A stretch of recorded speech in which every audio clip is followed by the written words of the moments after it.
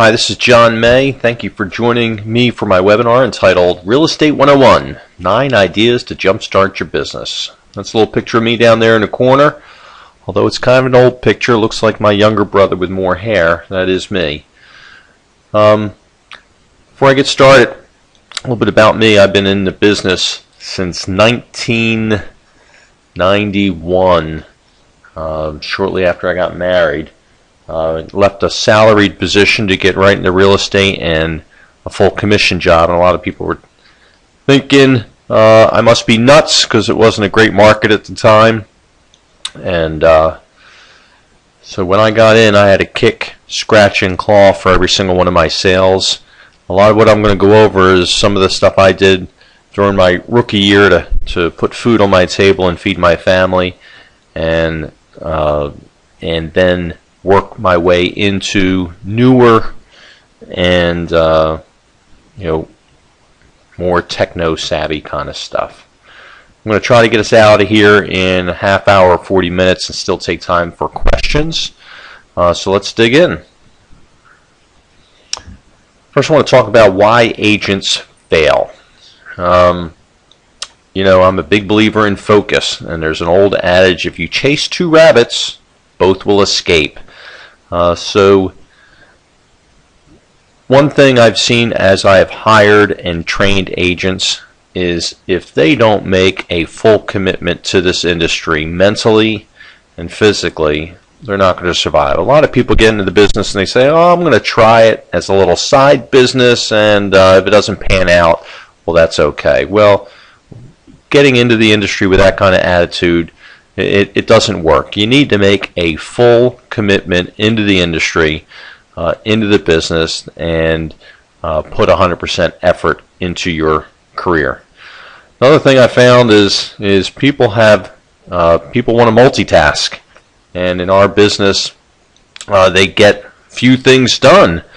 It's really important to make a list the night before you go to sleep. The most important things you've got to get done the next day, the things that are going to put food on your table, put money in your pocket.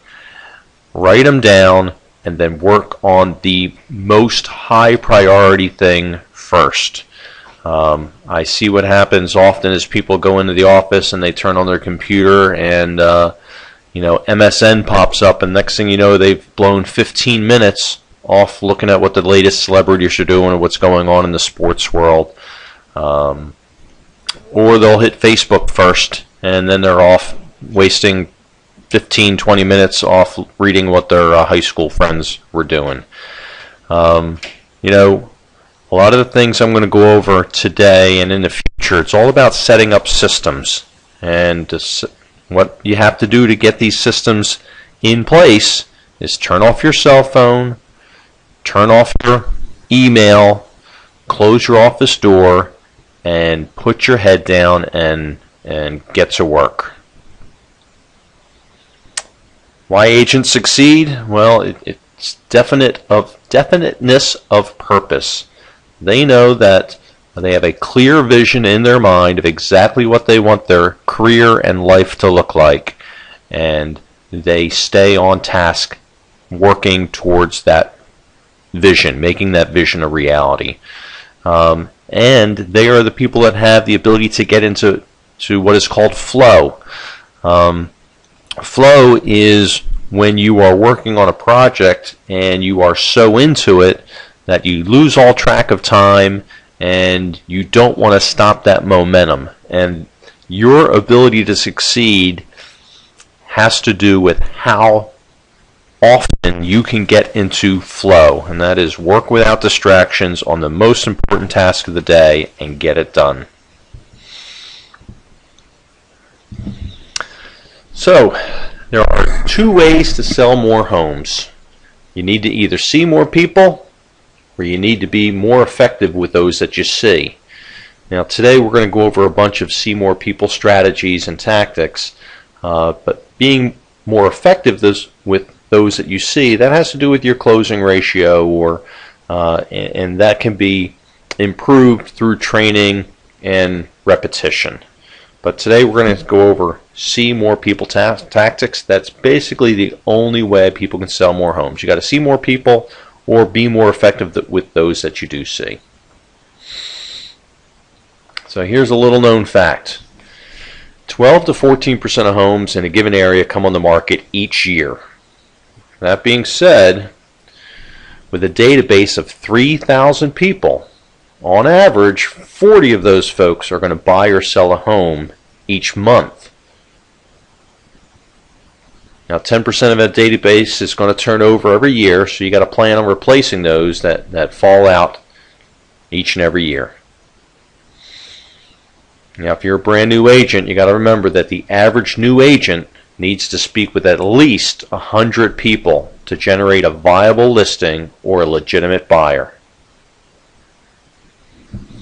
So your business plan, you need to develop systems and strategies that are going to generate those opportunities to meet people.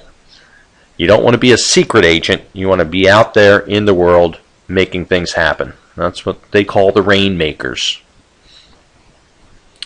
Well, in order to do that, you need to time block. If you're a new agent, you should be time blocking 4 hours a day dedicated to aggressively prospecting for new business. Your schedule should look something like arrive in the office at 9, and from 9 to 11 you are working on prospecting. And then, from 11 to 12 you might be returning calls and emails. You want to work your schedule much like a doctor works his schedule. A doctor just doesn't stop in the middle of seeing a patient to take a phone call. All of his phone calls go to message, and then he returns those calls at 12 o'clock, and then he returns those calls at 5 o'clock. And he is doing what is called time blocking. Then you might want to consider from 1 to 3, again, hitting it heavy with prospecting and working on marketing or setting up your marketing systems. So the objective of a new agent, or any agent, is to develop a database with 3,000 individuals who are past clients, referral sources, centers of influence, and potential clients over the next 2 years. So what you're going to try to accomplish is to add 30 people per week to your database for 50 weeks. That gives you 2 weeks of vacation a year. So 30 people a week, while it sounds very difficult, I'm going to show you ways to make that happen. And again, with that, with a database of 3,000 people, people you are marketing to, people that know you're in the industry, at least 40 of them per month are going to be thinking about buying a new home or putting their home on the market. So what we're going to do is I'm going to show you techniques to search for people that have need for our services right now. But while you're searching for those people, you're building a list of 3,000 people that you can market to keep what we call top of mind awareness. We never really sell homes. I've never sat at a kitchen table and convinced somebody that they have to buy a house or that they have to sell their house.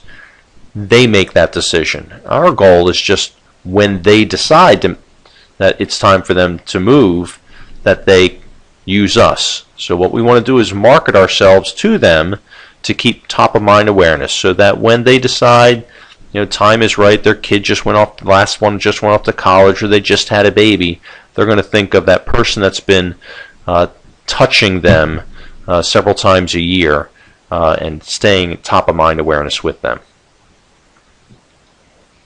So here are some real simple see more people tactics. One thing you can do is start your day earlier in the morning with an action plan and an activity goal, which is try to contact 10 people by 10 o'clock. And in our industry, in our business, if you don't have a computerized follow-up system, you're really not practicing real estate. So that is one of the backbone tool that you need to be practicing real estate in today's day and age. There's lots of different options out there. There's Top Producer. There's Act for salespeople. You can use Outlook if you're fluent with Outlook, and you can even use the multiple listing system has a contact database in it for you, or you can just simply use Excel. But one way or another, you need to keep track of everybody and have the ability to be able to sort them, by their buyer profile or seller profile, and do mass emails and build action plans for them. So if you don't have a computerized system, By Referral Only is one that's designed just for real estate. Top Producer, as I mentioned, is designed for just for real estate, and there's a few others out there on the market, but you need to have one. Okay, this is your marketing pledge, and I need you to repeat this after me. Anytime you put out a marketing message, there will always be an offer. There will always be clear instructions on how to respond. There will be tracking and measuring, and there will be follow-up. Results rule, period. There's a lot of agents that run a lot of branding ads that say, hire me for all of your buyer and seller and investor needs because I have all these designations. And if everybody's running those ads, there's no differentiation and there's no what's in it for me. People really don't care about the designations we have. What they want to know is what's in it for me. So in the more advanced classes, I get into that you always need to have some sort of very desirable offer that is free and very low threshold, and we'll talk about down the road, and give very clear instructions, normally more than one way, for them to respond to you. So if any branding is done along the way, that's just gravy, but you always need to make sure that there's an offer in your marketing. Okay, idea number one. Idea number one is called prospecting around new listings, and it is done with a snail mail letter. The old school system used to be door knocking, and I'm going to tell you door knocking is dead. Your manager might not like me to say that, but there are far newer techniques that will accomplish the same thing as door knocking. So what you're going to want to do is, when somebody in your office gets a new listing, it does not have to be your listing. You should do this with all of your listings, but even if it's not your listing, you're going to get the address of the new listing somebody in your office took, and you're going to do a search with the tax records of neighbors right around that home. And then you're going to write them a letter, and this is what it's going to say. I'm going to go ahead and go over this. Hi, I'm, fill in your name. We just listed your neighbor's home for sale, and I'm conducting a brief marketing survey so I can better serve your neighbors in selling their home. If you would kindly take a minute to take my online survey, I will gladly send you a 10% off at Lowe's coupon and enter you into my sweepstakes for a pair of movie tickets. There are only 10 questions, and you may help your neighbors sell quicker for a higher price and help keep up property values. Simply scan this QR code or log on at, and you leave your SurveyMonkey address there. Okay, now what are we doing here? First, this is a letter that's going to neighbors of a brand new listing. So even if you didn't list it, you're sending this, and your goal here is to build a database. You know, as a realtor and member of the National Association of Realtors, you have the ability to send people 10% off at Lowe's coupons. So you should use that ability to collect people's email addresses. What you're trying to do is build a database of people you can keep in contact with. Now, when you set up your Lowe's account, they have a co-branded internet newsletter where you put your face and your contact information. So when they get, after they go to SurveyMonkey and fill out the question to help their neighbor get their home sold, you're going to upload their information to the Lowe's account, send them a 10% off at Lowe's coupon, which is a nice thing to do, and then they're going to get your face on a Lowe's internet newsletter once a month. So it's a nice way to brand yourself and do something nice. If you're not familiar with SurveyMonkey, it is a free service. You can sign up at that email I have there, and set up a little survey of questions that help this neighbor get their home sold and help you build a database. And we'll get a little bit that the little box to the right is a QR code, and we'll talk a little bit about that down the road. All right, the rest of your letter. If you would like a free list of all the homes for sale in your neighborhood with pictures and prices, simply send me an email with price list in the subject line and include your name and address, and I will gladly email you one, no cost and no obligation. Well, isn't that a nice service that you're providing to them? You know, the idea behind prospecting around a new listing is that other people may very well be thinking about selling their home as well. The ones that respond to here are curious to see what their neighbors' homes are selling for. So you simply, when they request this list, you go into multiple listing and you add them as a client, and then you do the search of the homes, the active listings in their neighborhood, and you send it to them. Now, if you don't know how to do that, I'm going to get into that down the road, but you should definitely be taking these classes over at the multiple listing to learn how to do that if you don't already know. So where do you find the addresses? You go into tax records. You can look up addresses by street names or neighborhood, and you're going to want to print labels. Here's the address to set up your SurveyMonkey. And here are your survey questions. How long have you lived in the home? You'll see that the questions go from easy, non-threatening, to a little bit more personal questions as you go down. Do you own or are you renting? What do you like most about this neighborhood? What would you change about the area if you could? Where did you move from? How did you happen to choose this area? If you were to move, where would you go? If any of your friends or family were interested in buying or selling real estate, do you have a good agent that you would refer them to? Do you have any friends or family that would consider buying in this neighborhood if the price and terms were right? That's it. You have been very kind. As a way of saying thank you, I would like to email you a free 10% off at Lowe's coupon. I just need your name, address, and email address in the box below. So here is the hyperlink to set up your Lowe's account. You will need your NERDS number, your NRDS number, to open up your account. On the Lowe's account, they have a hyperlink to get your NRDS number, and but if you don't know it, you can also go to the URL I posted there on the slide as well. So it's real easy. The first strategy is to prospect around new office listings, even if they're not your own, and you're going to be building a database of people that you can market to by offering them either a free list of homes for sale in the neighborhood or a free Lowe's 10% off coupon. Now, for those that respond and take the SurveyMonkey, you're going to send them a thank you email. And this is what it's going to be. Thank you so much for taking the time out of your busy day to complete my marketing survey. To show my appreciation, I've enrolled you to receive a complimentary email subscription to my monthly newsletter. I hope you enjoy it. Let's keep in touch. If you would like to see who the winner is of my monthly drawing, you can go to my Facebook page.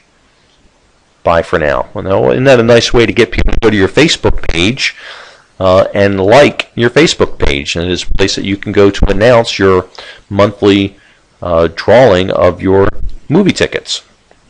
So we're using the Lowe's coupon, movie tickets, and a list of homes for sale in the neighborhood to entice people to fill out a survey, and you get to collect their information to send them your free internet newsletter.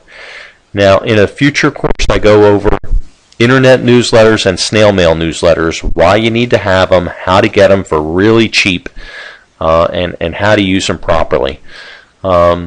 If you do not have, and if you are not sending out a monthly internet real estate newsletter, both by snail mail and email, you're really not practicing real estate. So you need to have one. I'll show you ways to get them for free and how to use them properly.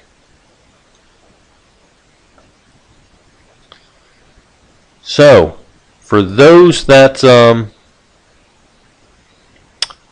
filled out your survey, when the home sells, you want to email them. You want to email to the list of those folks that returned the survey. You want to remind them who you are and tell them that the home sold, even if you didn't have anything to do with it. So, one of your coworkers listed a home and a whole nother company sold the home. Okay?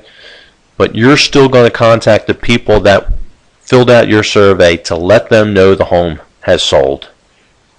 And this is what you're going to say in your email to them. We now need additional inventory in the neighborhood. Do you know of anyone else thinking of selling? And then you send them another thank you card if they respond to that. And you certainly want to add them to your weekly Steal Deal email list. And I'm going to talk about that as another idea. And what you've done with those folks is probably going to be more contact with the agent, with a real estate agent, than even the agent that sold them the house.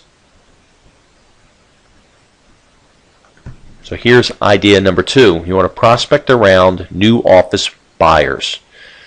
Now each week in our office, we circulate a hot sheet of what agents have signed up people as buyer agents. So what you're going to want to do is, even if you're not working with any buyers, I apologize for that. You approach the agent in the office that just signed up a client as a buyer's agent, and you ask them to tell you a little bit about them. And the strategy here is you're going to want to figure out where they're looking and what they're looking for, and then research expired listings and withdrawn listings for the past 4 years and send those folks or contact them to see if they'd consider selling their home if we had a buyer in hand. Now, obviously, you're going to want to do this every time you have a buyer that signs a buyer brokerage agreement with you. After you figure out what they're looking for, you want to research the past 4 years worth of expired listings and withdrawn listings for your buyer and contact them. So the goal here is anytime you or your office get a new listing, you're going to use that listing to prospect for buyers or additional listings. And anytime here you get a new buyer, you're going to use that buyer's agreement to prospect to get new homes for sale, new listings. So let's talk a little bit more about this. The way you find the past 4 years worth of expired and withdrawn, you go into RAIN and you click your search. You want to choose the area and then choose expired withdrawn. You want to type in the neighborhood or the high school or whatever other applicable criteria the folks are looking for. You want to go down to the bottom where it says go to add more criteria. You want to add the date expired and go back a few years and then click the results. After you click results, you click on details, and after the first one pulls up, you want to click the history button, which is on the left hand side.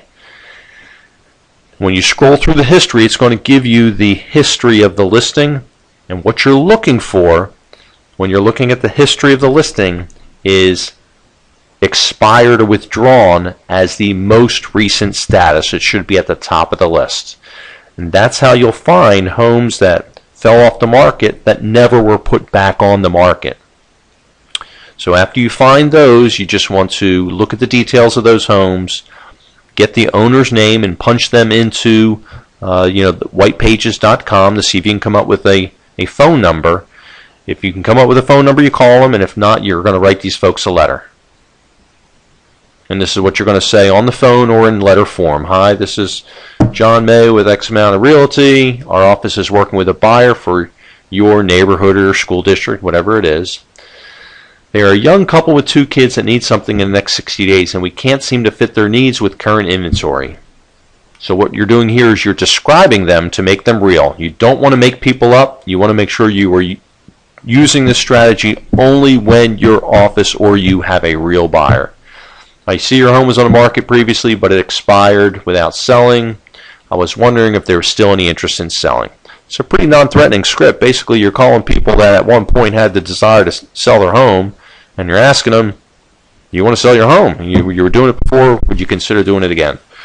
Again, if you can do it over the phone, use this as a script. And if you cannot find the phone number, because so many people are on the cell phone nowadays, you send this to them as a letter. So if they say yes, yeah, I'd be interested in selling my home, this is what you say. Well, could you tell me a little bit more about the inside of your home? And you listen to what they say. Sounds like a lovely home. I'd like to stop by just to preview it. Is tomorrow at 5 okay, or is 6 o'clock better? So what you're doing here is your entire goal, the phone call, is simply to get yourself in front of these folks face to face. And the way you do that is you ask them about their home. You say, well, it sounds like a lovely home, and I just want to preview it to see. Basically, you want to see if it's going to fit your buyer's needs. But it gets you in front of a new person. If they say no, say, you call them and you ask them if you're working with a buyer, are you interested in selling your home? They say no. You say, no problem. Thank you for your time on the phone. You're very kind. As a way to show my appreciation, I'd like to email you a 10% off at Lowe's coupon. Would that be okay? If they say sure, then you have to ask for their email address. And I assume that you already have their snail mail address because you got that off the MLS printout. But you'll need both of those things, an email address and a snail mail address, in order to send them their 10% off at Lowe's coupon. So you're prospecting to find listings. You're using your buyer's agreement to do that. And for those that are not interested, you're just basically trying to add them to your database by offering them a free Lowe's coupon. There's another strategy to build your database and get that 3,000 people. So, idea number 3, absentee owners. Now, absentee owners is one of my favorite things. My rookie year, I worked absentee owners hard, and it put a lot of money in my pocket. I think a lot of people work expireds or maybe for sale by owners, and there's fewer people that actually work absentee owners or have a system to work absentee owners. Now, for those that don't know, an absentee owner is basically, let's just say I'm in the Navy and I get orders and I got to get transferred down to Jacksonville, Florida. I put my house on the market. My house does not sell. So I decide to rent it instead. Now, I'm living in Jacksonville, Florida. Never intended to be a landlord. Don't really want to be a landlord. But now I'm a landlord living in Jacksonville, Florida. That is an absentee owner. So I'm going to show you how to find them and how to work them and add them to your database. So you're going to use the tax records to find absentee owners. Now, so you go into RAIN, and then you go to Smart Links, and then you click the CRS tax search. After that screen pulls up, you click on Prospecting, and then you use the pull-down menu to select the city or county that you want to find the absentee owners in. From there, you click on the zip code or the subdivision or the street name, and then at the bottom of the page, you go to click Proceed to Step 2. Now, what's nice about the CRS tax search is there's actually a push button specifically for absentee owners. And it's going to say, so you're going to want to push the button saying, yeah, I want absentee owners. And then you decide whether you want in-state or out-of-state. Now, what I found is the out-of-state folks are going to be much more motivated. The in-state absentee owners, often they are landlords. And I'm going to show you how to use to build a list of investors through the in-state. But and then you're going to want to click Limit Property Type to Residential. At the bottom of the page, you hit Proceed to review criteria. Now, for any of these slides, if you simply want to send me an email at the end of this webinar, I can email to you the PowerPoint that has all these detailed instructions. So don't feel like you have to frantically write all this stuff down. I can simply email it to you. This is what you're going to do with the absentee owners. You're going to write them a simple note card. Now, we don't want to use company letterhead. We don't want to use a company envelope that has your company name plastered all over it. We're using direct mail, so we want to increase the probability of them opening the envelope. So if you simply have blank note cards with blank envelopes, that is ideal. Inside the note card, this is what you're writing. Dear Bob or Mr. Jones, whatever the case may be, would you be interested in selling your property at blah, blah, blah to a prospect of mine? Sincerely, and you write your name, you insert a business card. Now, the wording of this card is really important. You want to make sure you're using the word property and not the word house, because a lot of times when you're doing this search, it's going to pull up vacant lots, and you don't want to use the word house and be mailing that to a person who only has a vacant lot. So if you use property, you're covered both ways. It's also very important that you use the word prospect and not client. A client will mean you have somebody in particular you are working with. A prospect could be your database of people. Nobody in particular, but a database of people. So those two words are very important. You're using those two words. Would you be interested in selling your property at, you fill in the property address, to a prospect of mine. Now typically what's going to happen, what I recommend is that you write 5 cards a day. That's 25 a week, that's 100 a month. Don't go crazy writing these cards. If you send out 100 cards in a day, you're going to get inundated with phone calls, and it gets overwhelming. So 5 cards a day. You want to hand address the envelope. You want to use a regular stamp. Do not run this through your postage machine. Do not bulk mail them. So you want a real stamp on there, and you're going to want to hand address their mailing address and your return address as well. Now typically what happens is you're going to get a phone call, and someone's going to say, hey, I got your card, do you have a buyer for my house? And it's very important that you use a script. I didn't mean to imply I have a specific buyer, but I specialize in the area and I'm working with several buyers. I won't know if your house fits the criteria until I know a little bit more about it. Could you describe the inside for me? Then you be quiet and you listen politely, and that person on the other end will tell you every little thing about that house, every improvement they've done to the home. And it's, oh, well, you walk in, there's a living room on the left and a dining room on the right, and then you go back and there's hardwood, and then I added this fireplace or whatever. And you listen politely. And when they're done talking, you say, well, it sounds like a very nice house. When do you think I will be able to preview it? Okay? Now, as always, you add these absentee owners to your database for your newsletter, and you add their renters. The typical response is going to be, oh, well, I've got renters in there. And so what you're looking to do, again, your main goal here is just to preview the property. You'll get an opportunity you might have an opportunity to meet the renters. That's not such a bad thing. Meet somebody that's renting their house. What I've learned from my experience is that if you put together a database of like 200 absentee owners in a particular farm area, okay, you send the same card to the same people about every 90 days. Now they're going to get the card, they're going to throw it away. Then they're going to get your second card, they're going to throw it away. But at some point during the year, they're going to get that card at just the time when their renter just gave them notice and their renter's moving out in 30 or 60 days. They're going to get that card and say, wow, what a coincidence. And they're going to give you a call, and they will spill their guts on exactly what their situation is, how they ended up being absentee owners, and you can go from there. You know, you can always offer to do a free CMA, but again, your goal here is to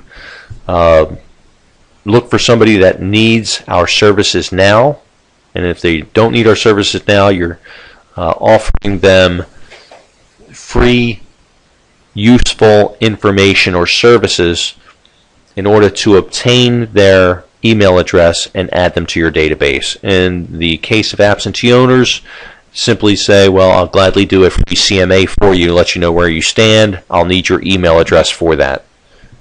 And you collect their email address, do the CMA, send it off to them, follow up with them, stick them in your database to get your free internet newsletter. And again, more people to add to your database. So here's idea number 4. It's called Practice CMA. Now the strategy here is using your sphere of influence, which is the database, which should be about 250 people that you know and that know you and that are within a 40-mile radius of where you're practicing real estate. You want to call 10 by 10, and that is 10 friendly and cooperative people by 10 a.m. in the morning. And here's what you're going to say. This strategy is really for rookie agents, brand new people. It works best for them. So you're going to call some of your ex-coworkers or some of your relatives even. Say, hi, this is, you probably know that I have left Widgets America and got into the real estate business. I'm working with a coach, and this week he gave me a homework assignment to complete 5 CMAs on real houses. And they can't be homes that are currently listed on the market for sale. It is imperative that I'm able to do them accurately and efficiently, and that takes practice. You'd be doing me a real favor if you'd allow me to use your home for one of my practice CMAs, and you'll get to find out what your home is worth. No charge. So your goal here is to try to do 1 practice CMA a week. It could be for your mom, it could be for your brother, it could be for a coworker, a neighbor, a friend. As long as you're a homeowner, there's 2 benefits here. You get good at what you do often. So if you're a new agent, your 100th CMA and your 100th listing presentation is going to be a whole lot better than your first. So why not try to get to that number 100 as soon as possible and do it? Practice on people that might not be in the market to sell their home. You know, so the pressure's off of going in there and making sure you're doing everything right. So when you do the CMA for your coworker or your neighbor, don't just drop it off. You want to go through a complete first-class listing presentation. You want to remember, practice makes permanent, but perfect practice makes perfect. So you want to do as many CMAs as you can when you're a new agent. You'll get better at them, and you'll be out there making things happen. So here is your follow-up script. You do a practice CMA for, let's just say, your neighbor, and after you do it, you call them the next week. And you say, hey, my coach says the assignment was too easy because I did it for my friends. So he made my next assignment a lot harder. I have to do 5 CMAs for strangers. Who do you know that's a homeowner that I could do a free CMA for? Maybe someone in your neighborhood, or that you work with, or maybe a family member. So what you're doing is you're asking for names and phone numbers of some folks and you're doing it under the pretense of they'd be helping you and you'd be helping them. They get an idea of what their house is worth, but it's non-threatening because you're just doing it for practice. Now your goal here is, again, to get better at doing CMAs, but when you meet these 5 people, you get to add them to your database. So statistically speaking, if you start with 5 of your friends and you do free CMAs for them, and then they each give you 5 people to do CMAs for, statistically speaking, 5 of the 30 practice CMA homeowners will probably be selling their home in the next 12 months, and 4 will be purchasing within the city. So everybody you meet, they get a thank you card, you send them a Lowe's discount coupon, and they're entered into your database for your free internet newsletter. Idea number 5. Idea number 5 is also near and dear to my heart because I was a new home site agent for many years. And that is to call on new home site agents. In many cases, new home site agents are employees of the builder. They're not licensed, so they cannot list homes of prospects that want to buy at their site. In some cases, they're not allowed to sell outside of their community.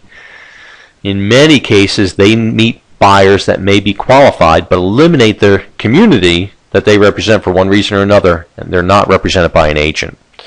So as a new home site agent, I knew that 50% of the folks that I sold homes to came to my site unrepresented.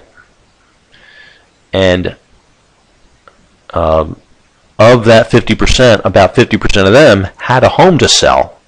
So what I would do is I would refer those listings to other agents that were good to me, people that brought me business. I called it feeding the outside world. So agents that would be faithful and bring me buyers when I had a listing referral, I would do my best to send it to them. Now, when you call on new home site agents, you don't want to do it on the weekends. That's their busy time. You want to try to be familiar with their product, and you want to stay in touch consistently, which means you can add them to your newsletter. You can offer them a Lowe's coupon, and you want to find ways to offer them service. Maybe promote their sites at your office meetings, or maybe suggest ways to them to help them get their homes sold. But this is a pay-it-forward world. So the goal here is to call on new site agents, see if you can help them and build rapport with them. In the same way many lenders pop in our office just to check on us, or the people that are selling the home warranties, they stop in from time to time. You're doing the same thing. You're trying to build a relationship with them by offering them free service and trying to be of help to them. So hopefully down the road they will reciprocate. Idea number 6, build an investor list. 2 different ways to do this we'll go over. First, one way is to call home for rent ads, and you want to use the following script. Hi, my name is Jon May with blah blah blah Realty. I specialize in working with investors and landlords that are looking for bargain price properties in good rental neighborhoods. Would you consider adding to your investment portfolio if I located a terrific property at a bargain price? So again, what you're doing is you're looking at classified ads for homes for rent. A lot of times, if it's for rent by owner, these folks are professional landlords and investors, and they might want to add to their portfolio. So you call them and see if they'd be interested in getting additional good buys. If they're nice, then you send them a thank you card and you add them to your database. Another way to do it is that tax records search for investors. Do the same thing for absentee owners, but this time you go to in-state. So you go to RAIN, CRS Tax. After that pulls up, you click on Prospecting, and from there you click on in-state absentee owners. Now what you're looking for is under the owner's name, you're looking for LLC in the title. LLC stands for Limited Liability Corporation, and many investors won't title the home under their name, but they'll title it under an LLC to limit their liability. If someone trips and falls, they can only be sued for the value of that house as opposed to the value of the investor. So that's why they title it under an LLC, and that's one way to find them.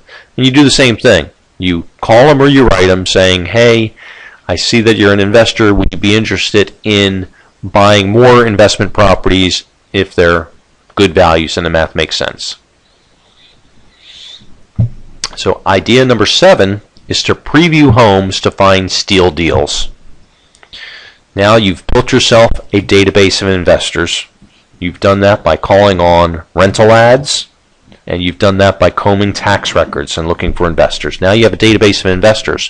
What a lot of real estate agents do is when they get an investor buyer, they stick them in their car and they drive them around and show them rental houses or potential investment properties. What I'm trying to get across here is don't do that. Build a database of investors, and then on a weekly basis, email to the entire database your steal deal for the week.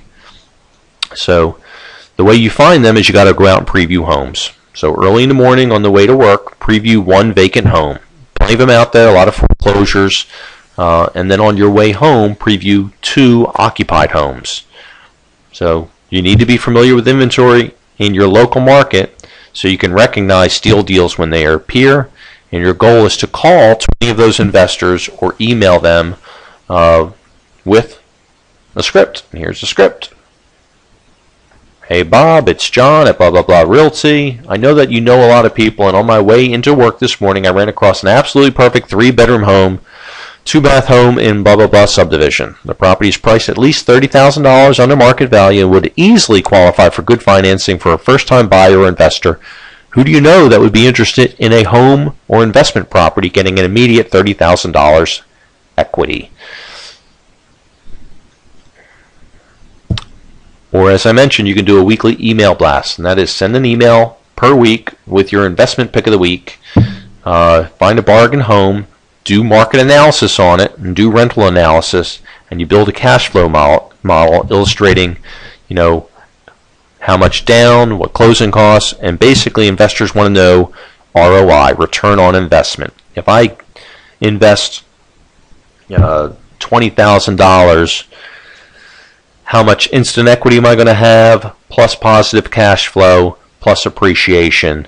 And you add that stuff up and that calculates return on investment. Idea number 8 is orphaned owners.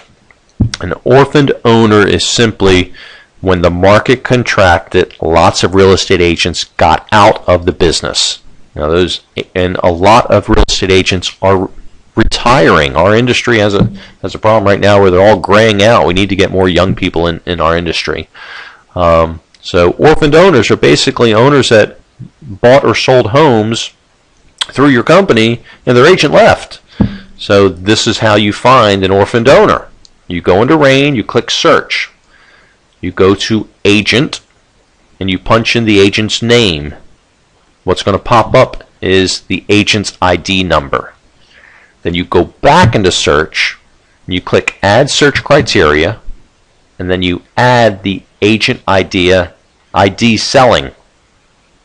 And then you add date closed, and you can go back 6 months, a year, 4 years, whatever you want.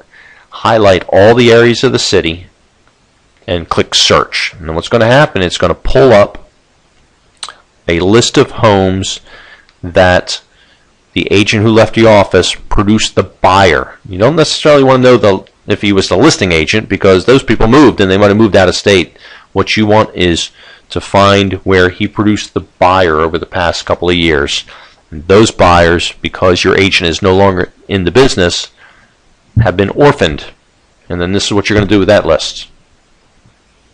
Dear Mr. Smith, thank you for your confidence in blah blah blah Realty when you purchased your home. Unfortunately, the agent you worked with on your last transaction has moved on and is no longer with the company. I've been asked by the owner to make certain that you don't get orphaned. Good news, you are no longer in danger of being orphaned. I've adopted you. As part of our adoption proceedings, you've been enrolled at no cost to my VIP client club. Enclosed with this letter is a complete list of services and benefits you are entitled to because of your past allegiance to blah blah blah Realty. This is a small way of saying thank you one more time for your past business. If you'll contact me and provide me with your email address, I would be honored to provide you with a free 10% off at Lowe's coupon. Rest assured, we value privacy and will never share or sell your email address.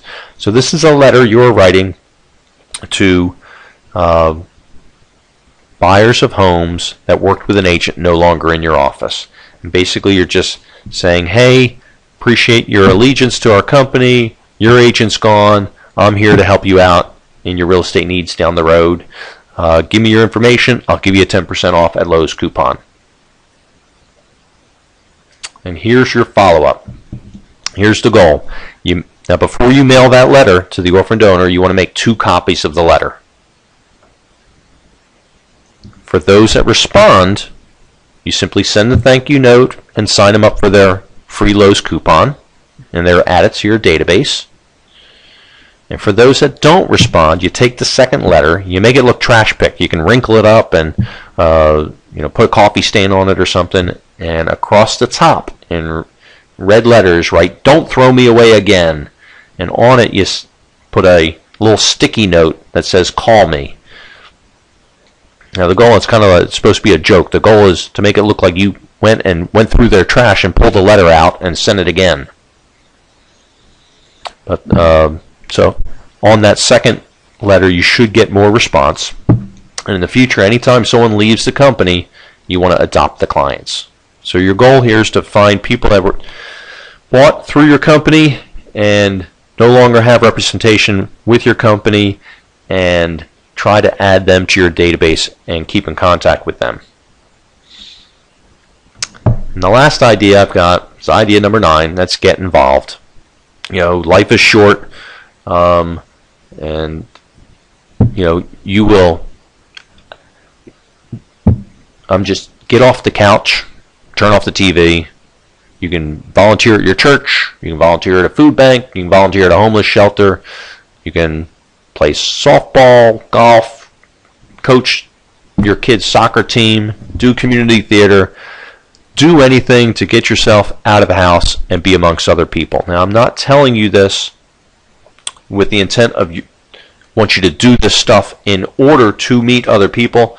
You should do this stuff to give back to the community. You should do this stuff for selfless reasons. The way the universe works is when you do stuff selflessly, it tends to come back to you. So I'm not saying do this for the deliberate purpose of adding to your database. I'm saying do it for the purpose of doing good and staying busy and being involved in your kid's life and giving back. And like I said, the universe has a way of making it all come back to you. Well, that's all I have. Let's go over some of the questions that were sent in. You mentioned newsletter. Along with all I do now, do I also have to be a writer? No. There's a couple of different newsletters that you can get for free. Some people call me cheap. I much prefer frugal, and I'm a big believer of doing things free as opposed to paying for them.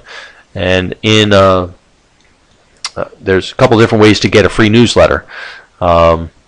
One is simply find content that you have the right, to reproduce. And through NAR, there's plenty of content, and you can cut and paste it into a newsletter form. And as long as you're giving credit to the authors, so that is what I would recommend, is that you do something jointly with a lender to help you pay for it or offset a bunch of the cost of the postage for a snail mail newsletter. I know at Atlantic Bay Mortgage, they have a program that you can partner with them, and they have a very nice newsletter that they will co-brand, where you pay them and put your face and name on it, and they'll mail it out to your database and share the cost with you. So that's a nice way to get a co-branded newsletter out there. Lowe's, as I mentioned, already has a co-branded internet newsletter for you. All you got to do is just sign up for it and upload your database. You can simply upload everybody from an Excel file, and they'll be getting a monthly newsletter from you. There's also some other sources, so do not be bogged down with the thought of, oh my gosh, now I have to write a newsletter. You do need to have a newsletter, but there's plenty of different ways to get them for free. I don't like some of your ideas, and that's fine. The idea here is there's 9 different ideas. Don't expect you to do them all. When you write a business plan, if you haven't written a business plan, you got to write a business plan. We talk about the pillars of your business. You might write during the course of a year, 500 expired letters, and of those 500 expired letters, you might go on 50 listing appointments, and of those 50 listing appointments, you might get 25 of the listings, and of those 25 listings, you might sell 10 houses. So that might be one pillar of your business plan, might be expired listings. So what I'm trying to give you here with these 9 ideas are 9 different pillars. Do the ones you're comfortable with. Don't worry about the ones you're not comfortable with. And do them consistently. This is just like going on trying to live a healthy lifestyle. It's a little bit every day adds up. Or trying to save money, a little bit every paycheck adds up. It's not a once and done thing. It's the consistency of working the systems. And if you're working a system that you don't enjoy, you're not going to do it. So I would say find the ones you're comfortable with out of these ideas, and pick a few that you like, that sound intriguing, and go with them. The more you do it, the higher your ratios as far as effectiveness will go. Next question. No more questions, but here is feedback. I think if you like the webinar, don't like the webinar, if you could go to this SurveyMonkey hyperlink and let me know your thoughts, and let me know what other topics you would like us to cover. That would be super. So take a minute and write down this URL, surveymonkey.com/s/capital YVCMZNW. That'll bring you to a SurveyMonkey. If you would kindly take it, it's a simple 10 questions. Let us know how we're doing. And here's some other ideas for our other webinars we got. Craigslist for real estate, how to get your free real estate newsletter, video marketing for real estate, expired listing system, business planning for real estate, time management for realtors, and advanced marketing techniques. And that is it. My name's Jon May. There's my phone number. That is my Gmail account. If you would like a copy of all the PowerPoint slides for the details, simply send me an email, john.may16@gmail.com, and I will gladly email you the PowerPoint presentation. Thanks again for tuning in. Have a great night.